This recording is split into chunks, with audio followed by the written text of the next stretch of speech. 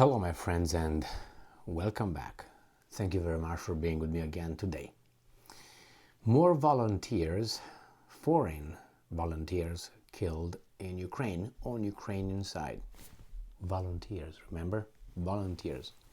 And unfortunately, two British volunteers that were killed by the Russians in Ukraine, fighting on Ukraine's side, obviously. These guys were declared missing, and now they found them. So let's get it on with this little article. And this article comes from Ukrainska Pravda. It's from today, the 24th of January 2023.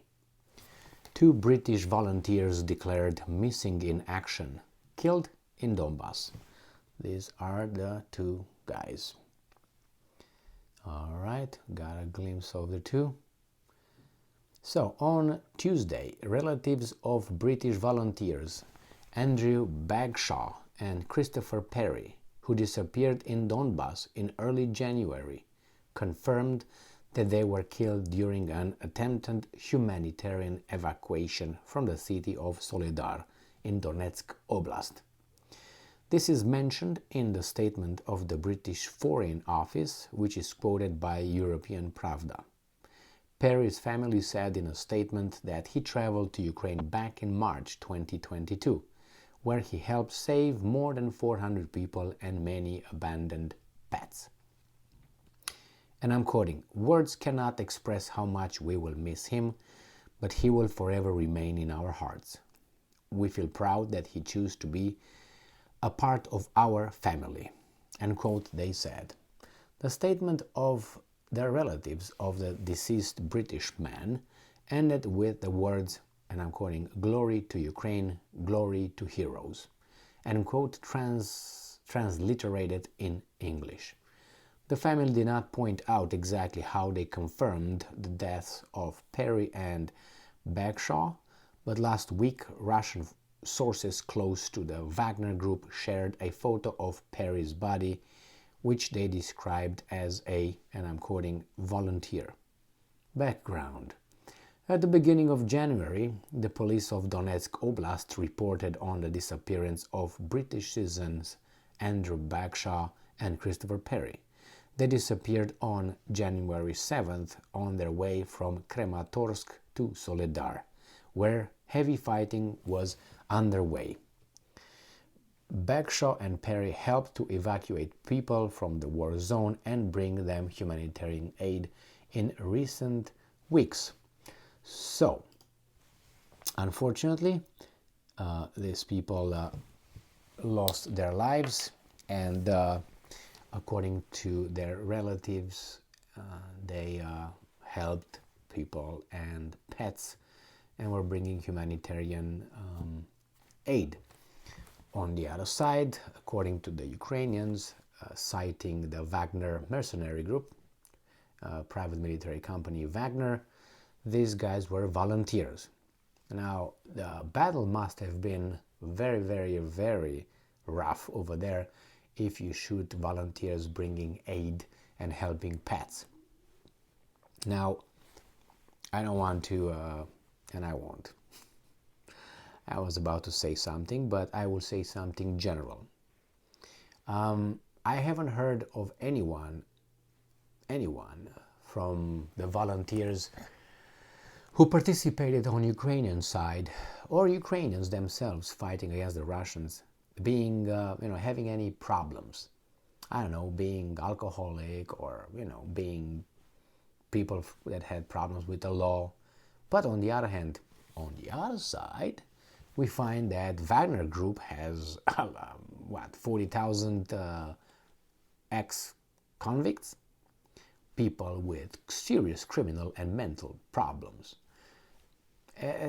Or the Russians are all alcoholic, troops are, disobeying orders, are shooting their officers, are, not disciplined and all that. Now, do you believe that? Do you believe that one nation could be just like that and the other nation and other nations are just like that? I don't believe that.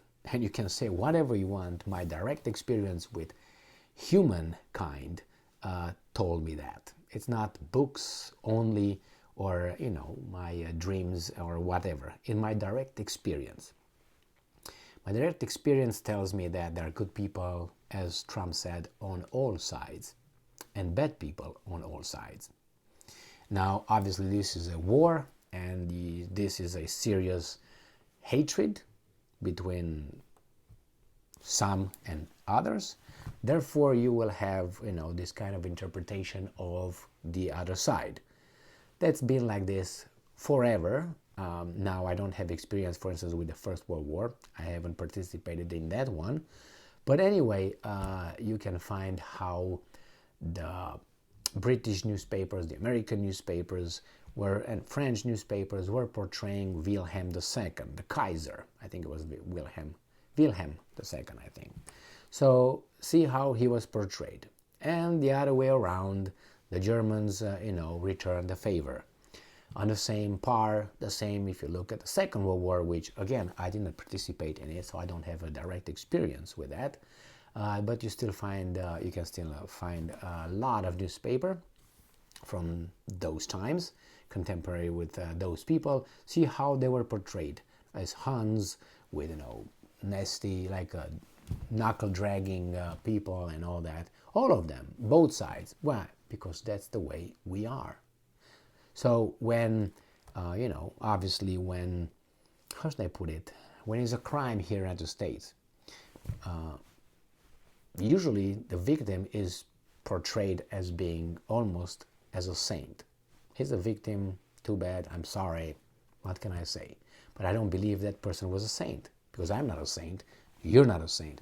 But what I'm trying to say is the bad actions or past of these people, just because they were victims, always raised as being heroes and perfect choir boys, and helping old ladies to carry their grocery bags from the grocery store to their houses and all that. Now, that's nice, but that's not true. That's not reality. I'm not expecting these guys to tell me about the two British volunteers who tell me that they did this and they did that in their lives. No. I'm just trying to say that, just point out that this is what we do during war. We just, become as low as human beings as we are, or we could be. Otherwise, we are what we could be. And we just allow ourselves to be what we are, animals. So, in this case, they lost their lives. Unfortunately, there's a lot of Russians who lost their lives, and as you know, you have to follow orders and, push forward. Otherwise, you will be, if you're lucky, court-martialed. If you're not lucky, you get shot on the spot for disobeying orders. You know that. As a military, you might know, and if you are not in the military, again, you should know that in the front, all this pretense of humanity disappeared a long time ago. Probably the first time you get shot at, then that disappeared, or you see your comrades shot, or you see destruction. And not only that, you go in towns towns that, let's say, you go to occupy, and you find children dead, you find old people dead, you see rapes and all that, and then what are you going to do? You have a shock, maybe a day or two or three, or maybe forever, but then you become a little bit more, how should I put it, hard. So anyway, what I'm trying to say, war brings the worst in people. And that's it. Thank you very much for being with me again today. Stay strong, stay smart, look for the truth, and be just.